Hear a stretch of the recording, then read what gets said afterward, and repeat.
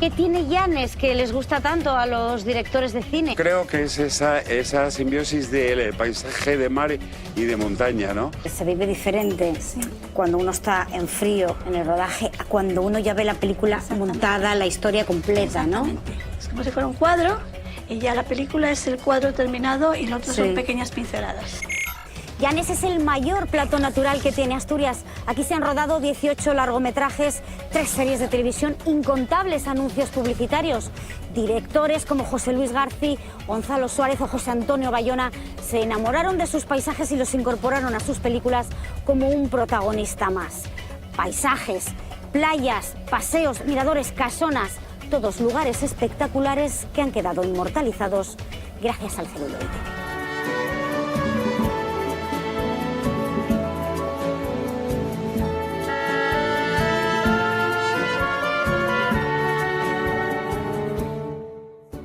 José Antonio Anca, Hola, ¿qué tal? me atrevería a decir que tú eres una de las personas que mejor conoce el Llanes de cine, no solo por tu faceta como periodista, sino porque además tú participaste como figurante en un montón de pelis.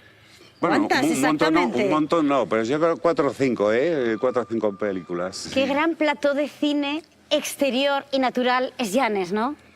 Pues sí, y afortunadamente lo que tenemos que se conserva bien y de hecho lo estamos viendo pues no solamente en rodajes de películas, sino en mediometrajes, spot de televisión, etcétera, ¿no? ¿Qué tiene Llanes que les gusta tanto a los directores de cine? Creo que es esa simbiosis del paisaje de mar y de montaña, ¿no? Tan cercano, entonces tan pronto te encuentras... si hubiera una treza habría que hacer un monte, eso lo puede hacer el Spielberg nada más, ¿no?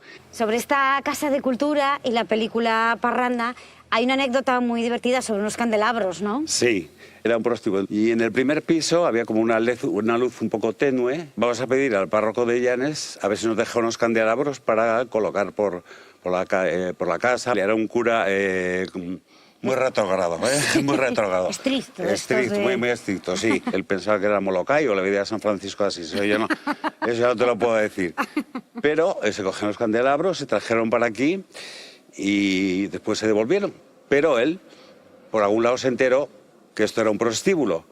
Entonces el hombre casi se infarta. puso... Sí, exactamente.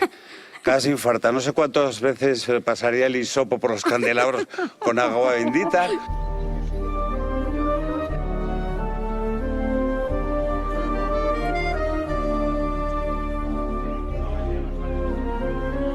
Precisamente esta librería, Necus, es una chica que trabajó en el orfanato y bueno, tener la oportunidad de conocer a Covadonga. Venga, para vamos hacer a la verla. oferta. Venga. Covadonga, qué recuerdos al ver las imágenes, ¿no? Preciosos. ¿Qué hiciste tú exactamente en el orfanato? Pues mira, yo hacía la escena del jardín, estaba de extra en la escena del jardín. Era una fiesta con niños, niños discapacitados, algunos de ellos que vinieron de Gijón, y fue una escena muy tensa y fue una de las más bonitas del orfanato. ¿Cómo se vive el cine por dentro, cuando uno está dentro de la peli, del rodaje? Es un poquito lo contrario a la verdad. Ajá. Entonces te das cuenta de que todo ese trabajo, todas esas escenas, esos minutos de espera se convierten en una obra de arte. Pero en parte desmerece un poco, porque la realidad es muy distinta a lo que vemos luego en la imagen. O sea, que se vive diferente cuando uno está en frío en el rodaje a cuando uno ya ve la película montada, la historia completa, ¿no? Exactamente. Es como si fuera un cuadro y ya la película es el cuadro terminado y lo otro son pequeñas pinceladas. ¿Alguna anécdota? ¿Algo que recuerdas especialmente? Pues mira, fue una tensión enorme. Parecía que el tiempo incluso acompañaba. La noche anterior a la escena esta fuimos a rodar y se puso a llover y una ventana se cerró de golpe, se rompieron todos los cristales y nadie le había tocado. Y esta escena del jardín, que es cuando desaparece el niño, también se respiraba tensión total. O sea, que un poco de la peli estaba, un poco del ambiente estaba en el rodaje, ¿no? Sí.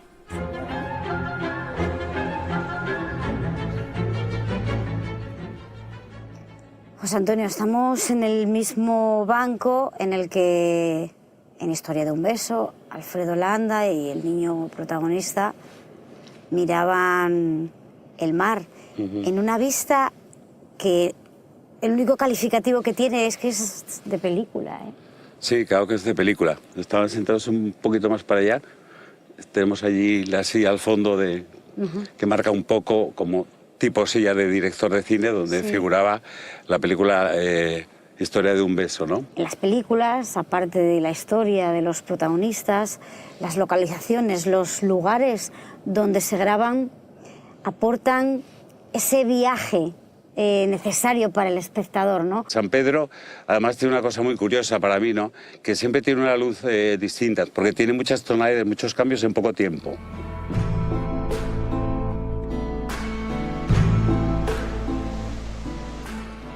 A Jonathan ya no costaría hoy reconocerle en la película de Gonzalo Suárez en la que salió Mi nombre es Sombra, porque ahora tienes 29, entonces tenías... Tenía 6 años de aquella, por lo tanto era un chavalín.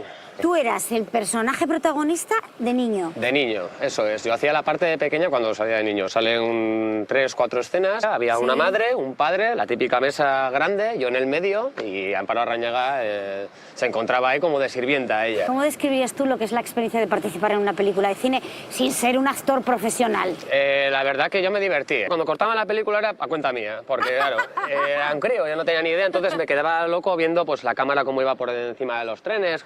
Tenía que estar viendo para mi madre en el plano, pues yo miraba para... Entonces, corten, tal. Yo la verdad que me divertí muchísimo. Sé que a ellos les hice perder la cabeza. Se me ocurre que de los muchos recuerdos que uno puede tener de la juventud o de la niñez, sin duda una película es una pasada, el top, verdad, ¿no? la pasada. Pero lo que te digo, ¿no? Vas a comentar ¿Es y no el te cine creen. la mejor de las promociones?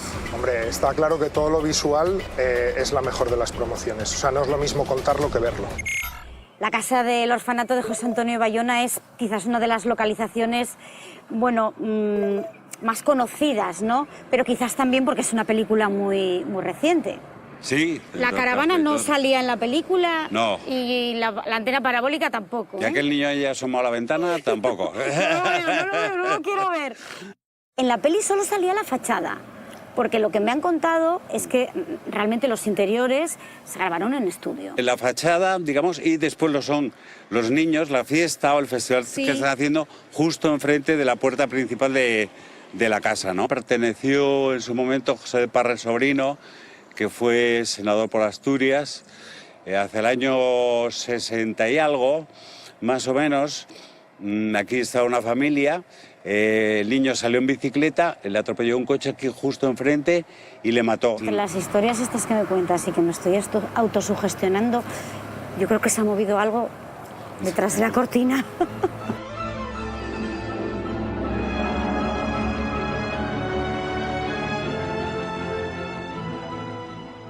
Ahom es la primera película que Gonzalo Suárez rodó aquí en Asturias, en concreto en el año 1969.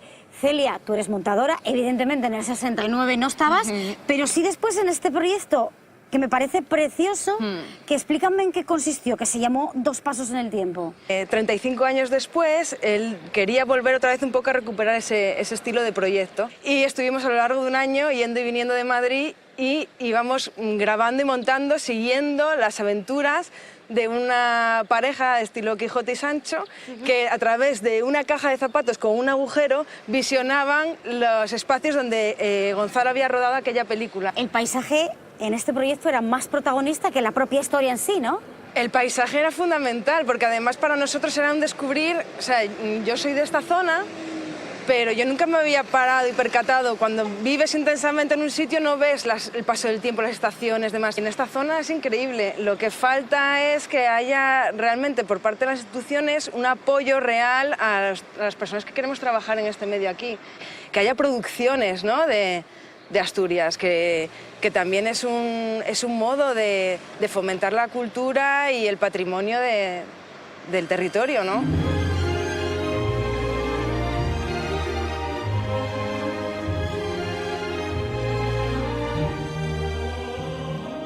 Iván García, concejal de Turismo del Ayuntamiento de Llanes.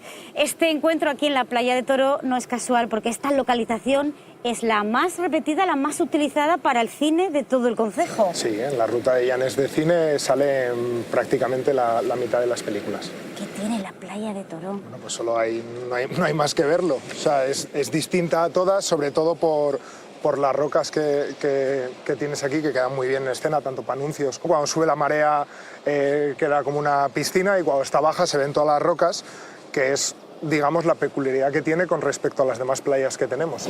Esta es una de las paradas de esa ruta que lleva funcionando desde el año 2009, que es muy popular y que se llama Llanes de Cine. Tienes por la zona de la costa, tienes desde Llames de Pría hasta la zona de Buelna, y en la zona interior tienes localizaciones desde Ardisana hasta Pie de la Sierra. ¿Es el cine la mejor de las promociones? Hombre, está claro que todo lo visual es la mejor de las promociones. O sea, no es lo mismo contarlo que verlo. Me quedo con esa idea. Está bien verlo en el cine, pero mejor es disfrutarlo en persona, ¿eh?